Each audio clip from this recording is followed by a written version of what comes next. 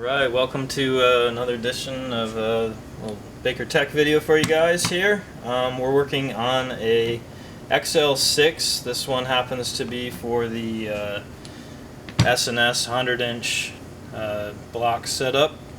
So it's a drive setup, but what we're going to be doing today is a shift drum install on a 1991 to 2003 XL gear set. This shift drum install will be the same as doing it on either a 5-speed or any of our XL6 products. Factory 5-speed as well. This is going to be a reverse pattern shift drum install. The install works the same for them all. The customer shipped it to us just with the retainer bolt holding the drum retainer plate in here. When you take yours out of your bike, you'll see that the roller detent is on the outside hitting the drum. So it's going to be a similar setup, except for I don't have the detent here to show you guys. So to get started, we're going to start by removing the plate here. So 5/32 Allen wrench will get that done.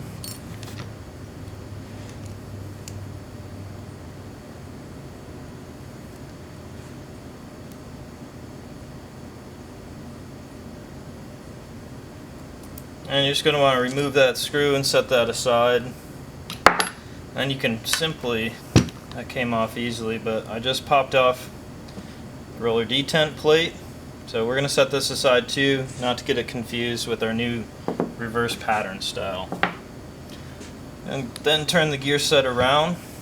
We've got our shift forks installed here.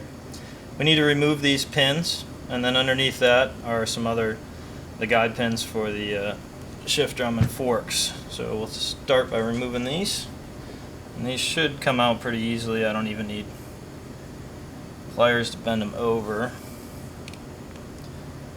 And once we get to the inside pins, I'll show you a trick to remove those.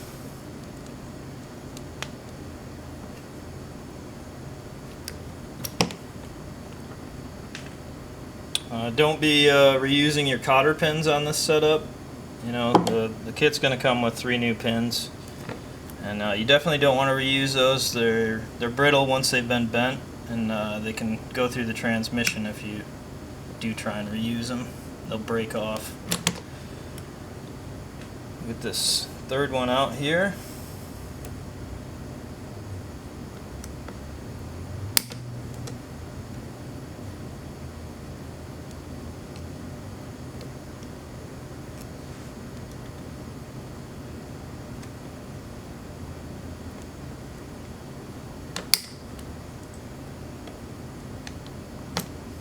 Alright, now that the cotter pins are removed, there's these, they're about 1/4-inch dowels. We need to remove those, and a trick to doing that is to actually take an air gun, and you can blow air across there,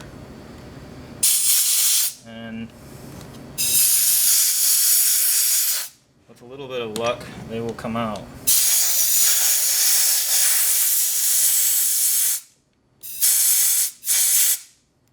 So I've got that one out there. You can see because the fork is now slid over away from the drum track groove there. So we'll try and knock that one out now.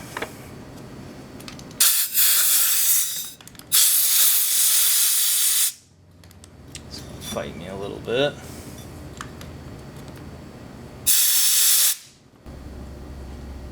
Alright, if you got a pin that's not coming out that easy with the air, you can, once you get it up this far, you can take, you know, a little pen magnet, and that dowel is just going to come right out. So you will be reusing that, so set that aside, and we'll remove these other 2 pins here. Now I'm wiggling the fork a little bit so that there's no tension on that pin.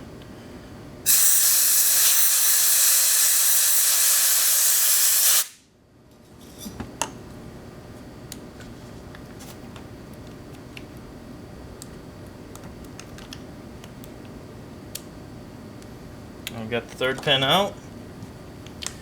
Flip the gear set back out. Now what we need to do is remove the plate in here, and what this retainer plate does is simply that, is it holds the shift drum in from sliding around. So like I said, the customer shipped it in like this, so we're just going to undo this little retainer bolt here. Pop that off.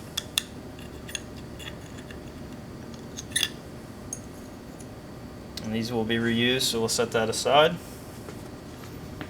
Now I like to keep the forks on there, so you want to might bind up a little bit, so you kind of got to wiggle it around. But then the shift drum should just slide right out. Keep the forks in that position. You can remove them if you have issues with the forks, and you can replace the forks just as easy at this time. I don't need to replace the forks on this, pretty low mileage, so we'll just be installing the new shift drum. So I've already cleaned out the threads on here with lacquer thinner, so we're going to get to installing this now. It's as simple as just sliding it back in.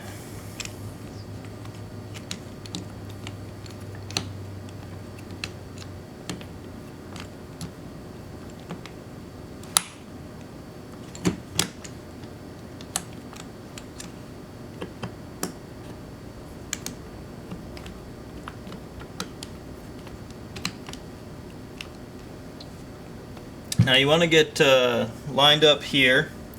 There's a groove on the shift drum, and that's for your retainer plate. The retainer plate is pinned on the outer one. You can see a little pin here, and that's going to line up with this one here. So these two go together, they lock together like that. So you can slide in the retainer plate,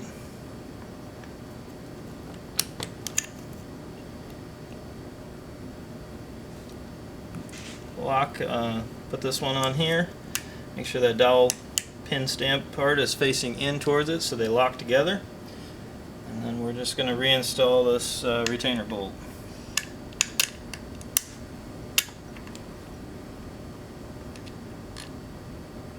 I like to do this before putting in the fork pins, and the reason why is then the drum's not trying to slide around on you when you're trying to put these pins in.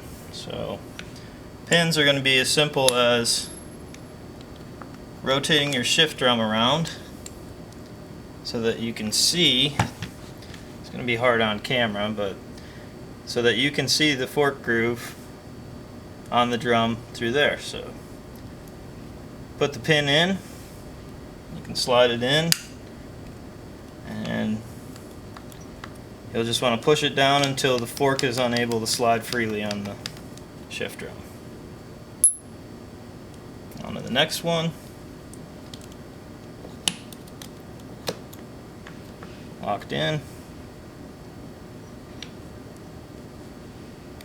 And then our third one. Now that those are in, we're going to reinstall these new cotter pins.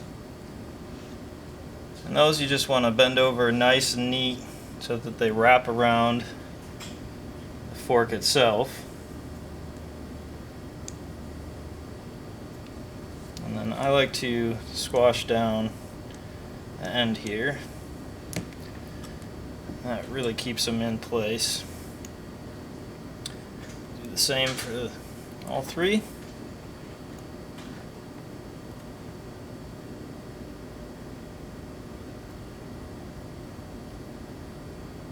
Now the Sportster housing itself, case, has very tight tolerances in there as far as where the body is around there.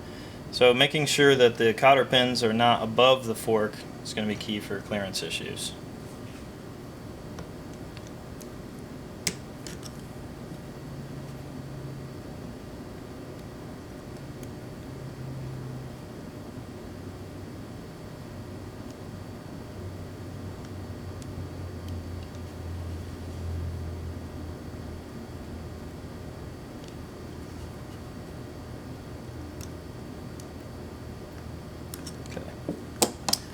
Now that we've got the cotter pins installed, we need to install the detent plate. Now with this reverse pattern one, there's a little R on the drum. There's also a little R on the detent plate. So you want to make sure that those match. If you look at the old style, there is no R on it. That's not the reverse pattern. If you put that in there, you're transmission is not going to shift properly. So make sure that you've got the matching ones for the drum. I've lacquer thinnered the bolt, and we just need to install it.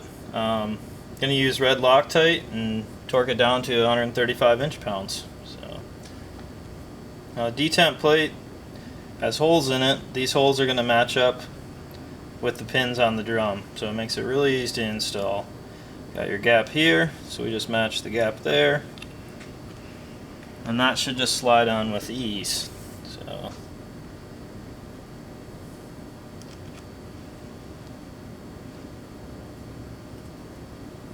reinstall your Allen bolt.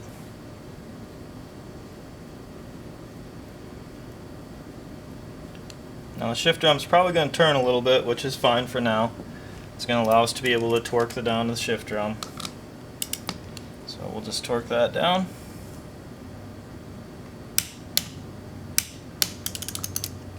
And we have now installed a reverse pattern shift drum on an XL6.